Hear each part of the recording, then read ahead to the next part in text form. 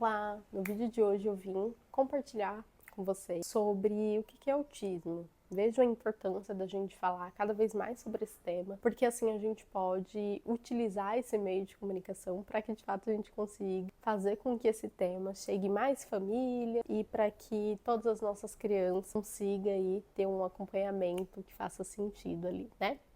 Então, eu trouxe bem uma base aqui para a gente já começar a conversar sobre o que é o autismo, né? A gente precisa entender de fato ali quais são as características, o processo de avaliação e as dificuldades que essa criança vem apresentar quando supostamente ela pode vir a ter o transtorno do espectro autista. Então, bom, é uma criança, um adolescente ou um adulto que ele se percebe ali no mundo, né?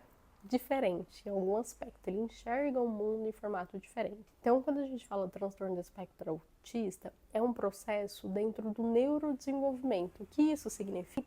Pode vir a se manifestar em vários formatos diferenciados. Então, de novo, é aquele indivíduo em que ele vai ter uma percepção diferente das pessoas que estão próximas a ele, o formato como ele enxerga o mundo, como ele tem algumas sensações físicas e emocionais realmente será diferenciada.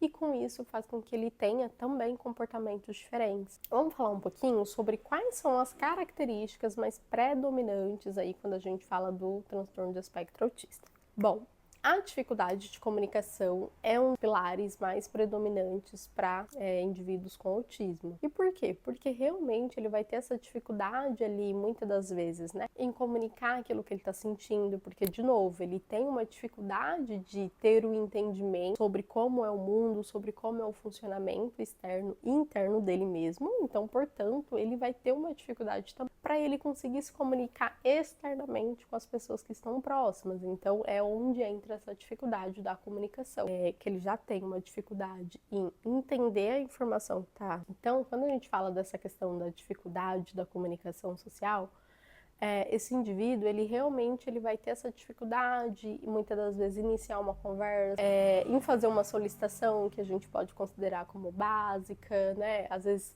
ir ali na vendinha, comprar alguma coisa, ele vai ter essa dificuldade de ter essa interação, ou então de expressar suas emoções, como ele está se sentindo. Então, realmente, é uma das coisas que mais vai ter ali de ponto de dificuldade para esse indivíduo. Ele também vai ter uma dificuldade muito acentuada para ele conseguir se expressar emocionalmente. Então, quando ele estiver sentindo raiva, frustração, ele não vai saber nomear externamente sobre essa emoção que ele está sentindo, né? O que leva ali a uma desregulagem emocional que a gente considera. Um outro comportamento que a gente entende ali como ponto de característica, é claro que precisa de toda uma elaboração, um conjunto de informações, muitas avaliações. Outra característica que a gente vê no ambiente clínico é sobre os comportamentos repetitivos. O que significa isso? Na psicologia a gente fala que são estereotipias, na psicologia e na análise do comportamento, né? Fala que são estereotipias, que nada mais é do que movimentos e comportamentos repetitivos.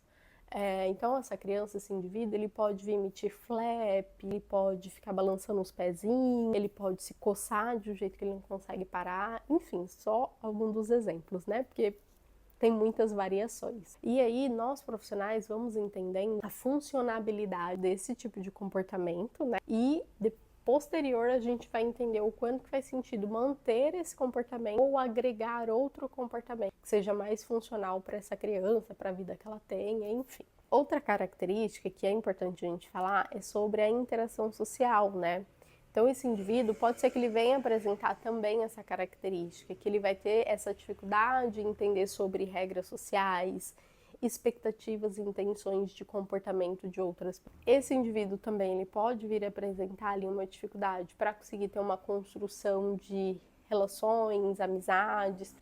Eles podem ter essa preferência maior em ficar sozinho do que estar em companhia, o que dificulta o processo do desenvolvimento dessa criança, visto que somos seres sociáveis. Então é importante que essa criança, que o adolescente, o adulto seja assim exposto a ambientes sociais para que a gente consiga estimular. Obviamente que isso implica muito sobre o ambiente que aquela criança, aquele adolescente e adulto está inserido. Então, inclusive, a gente utiliza aí o ambiente como recurso, né, para o processo terapêutico que acaba contribuindo no processo do desenvolvimento. Sobre o processo de avaliação, quem são os profissionais aí capacitados para fazer esse processo de avaliação? Então, a gente tem alguns, né, sempre da área da saúde, que é o psiquiatra infantil, ele pode fazer esse acompanhamento, né, desde o processo da investigação até finalizar o processo do laudo, o neurologista pediátrico e também um acompanhamento ali com o psicólogo, né, que posterior ele vai precisar fazer uma avaliação neuropsicológica em que a gente consiga ter esse resultado dessa avaliação em que conste ali qual é o CID que essa criança apresenta naquele momento, né? Dentro dessas comorbidades, a gente tem algumas ali que também é importante a gente falar, que é, por exemplo, TDAH, TDA, que são diferentes, né? TOD, síndrome de Down, enfim, outras comorbidades. Então, por isso que eu sinalizei nesse formato, tá bom?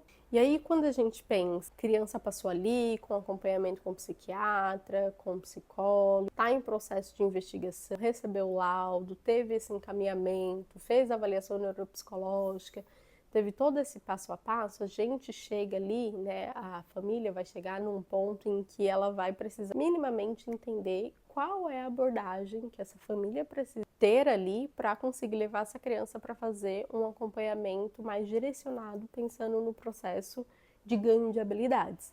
Então, hoje, atualmente, cientificamente falando, a gente tem análise de comportamento aplicada, que é mais conhecida como ABA, que é basicamente, resumindo muito assim sobre a análise de comportamento, a gente utiliza no ambiente clínico para a gente conseguir fazer uma diminuição de comportamentos que a gente entende que em algum aspecto está sem função adequado, caso a gente entenda isso de fato depois de muitas avaliações também. E a gente insere novos comportamentos que nós como equipe entendemos que faz sentido para o desenvolvimento, tanto do desenvolvimento infantil da criança, né, centralizando em crianças, mas também pensando ali no ambiente familiar que aquela criança está sendo inserida, porque isso faz muita diferença quando a gente fala de processo de evolução aí do paciente em si, né? Então a gente faz toda essa coleta, faz toda essa análise, um acompanhamento muito regular e certinho das terapias, uma conversação muito acentuada com a família para entender nos pontos de evolução. Então, quando essa criança vem apresentando regressão, que pode ser que aconteça, então é através de conversação, de comunicação entre família e clínica, né? Basicamente, os profissionais ali inseridos para que essa criança venha apresentar melhor desenvolvimento, tá bom? Para que de fato ela venha apresentar evolução no processo dela.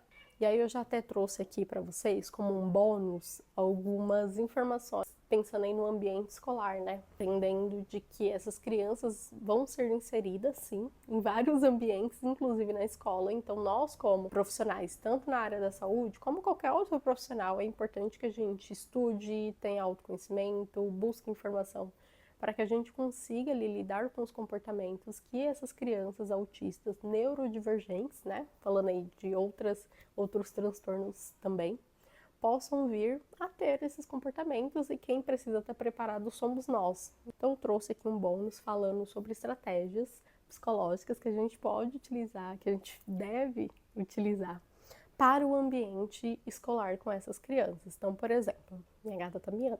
Crianças que têm esse aspecto neurodivergente, o que funciona muito bem para o cérebro deles é ter um processo de previsibilidade das informações, né? Então, o que significa isso? É de fato a gente dar uma previsão daquilo que vai acontecer. Ou seja, anteceder alguma informação naquele ambiente favorece e ajuda o processo e o nível de aprendizagem daquela criança. Imagina que você é professor, enfim, né? Tá ali naquele ambiente com a sua criança, com o autista e com os outros alunos, e já você sabe ali, né, que vai dar o horário do intervalo. Então, se você comunica, você fez essa previsão, entendeu? Você deu essa previsibilidade. Isso ajuda o cérebro dessa criança a se regular. Então, na hora, por exemplo, que o sinal bater, que tem muitas crianças neurodivergentes que têm uma sensibilidade auditiva. Então, imagina uma criança que tem sensibilidade auditiva, tá num ambiente que tem muitos estímulos, ambiente escolar, né? E aí bate o sinal meio que do nada. Então aquela criança muitas das vezes está focada naquilo que ela está fazendo e toca o sinal. Ela não entende nada, ela não entende naquele exato momento o que é para ela sair. Então essa criança ela pode vir a desregular por esse pequeno acontecimento. Então se o professor, o profissional que está ali próximo, conseguir ter essa noção de vou dar uma previsão sobre esse acontecimento e outros também, favorece nesse sentido, porque você está dando um comando, uma previsão para esse cérebro dessa criança. Tá? Outro bônus que eu trouxe é a gente de fato fazer esse processo de esses pequenos treinos de habilidades sociais. Então, nada mais é do que em algum formato a gente expor essa criança a estar em um ambiente social, porque aí a gente consegue trabalhar várias habilidades. E dentre essas habilidades, ajuda e contribui muito para o desenvolvimento dela, tanto no processo de psicoterapia, né, processo terapêutico, mas também em outros ambientes. Então, acaba agregando muito no processo de evolução dessa criança, desse indivíduo, tá? Então, no vídeo de hoje eu vou ficando por aqui, a gente se vê numa próxima. Tchau!